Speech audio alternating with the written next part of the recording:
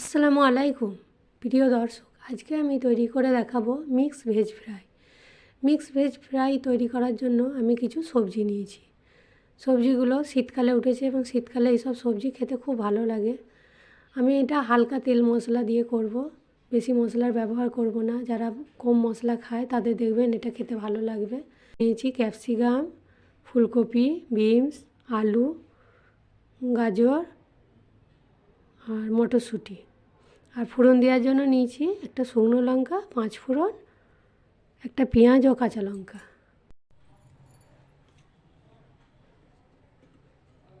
কড়াইয়ে তেল দিয়েছি, তেলটা গরম হয়ে গেছে। এবারে একটা শুকনো লঙ্কা ফোড়ন দিলাম,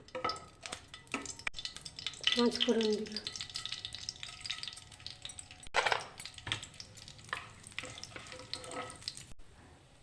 পেঁয়াজ লঙ্কা দিয়ে দেবো।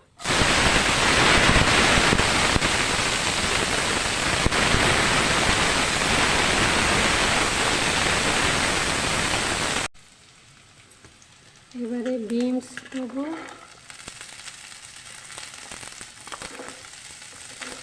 আলুটা দেবো,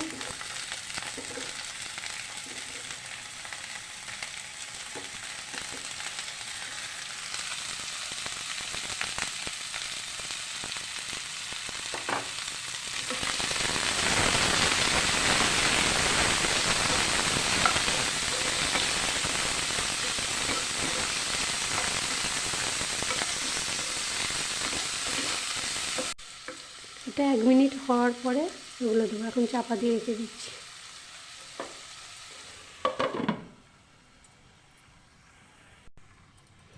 এক মিনিট হয়ে গেছে, আমি বাকি সবজিগুলো দেবো।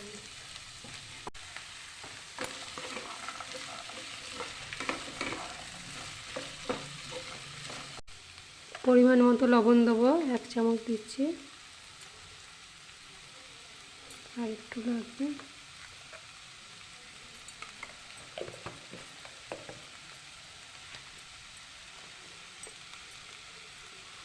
মশলা শুধু হলুদ আর লঙ্কা দেবো, আর কিছু দেবো না।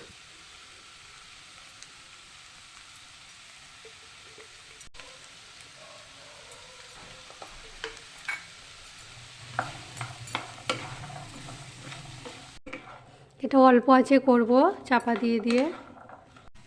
আমি এটা মিডিয়াম ফ্লেমে 5 মিনিট দিচ্ছি। 5 মিনিট পরে আবার নেড়ে দেখব।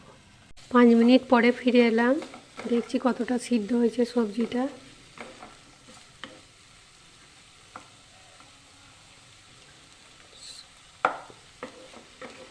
সবজি এখনও সিদ্ধ হয়নি, হাফেরও বেশি আছে,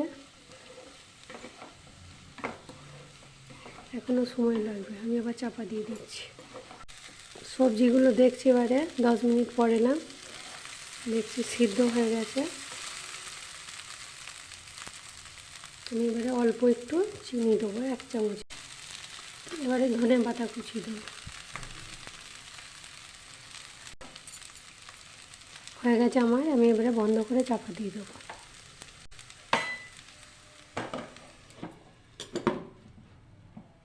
দু মিনিট পর ঢাকাটা খুললাম।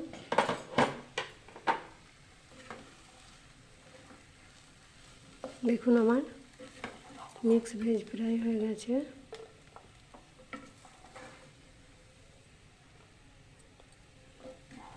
অল্প মশলা, অল্প তেলে।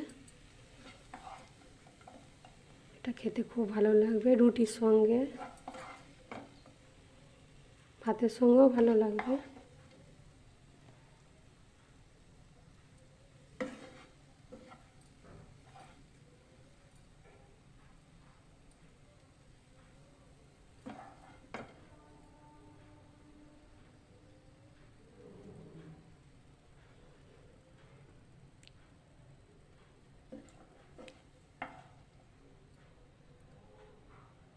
আমার মিক্স ভেজ ফ্রাই সম্পূর্ণরূপে হয়ে গেল। যদি ভালো লেগে থাকে তাহলে আমাকে একটা লাইক দেবেন। আজকে এই পর্যন্ত, আবার পরের ভিডিও নিয়ে হাজির হব। সবাই ভালো থাকবেন, সুস্থ থাকবেন।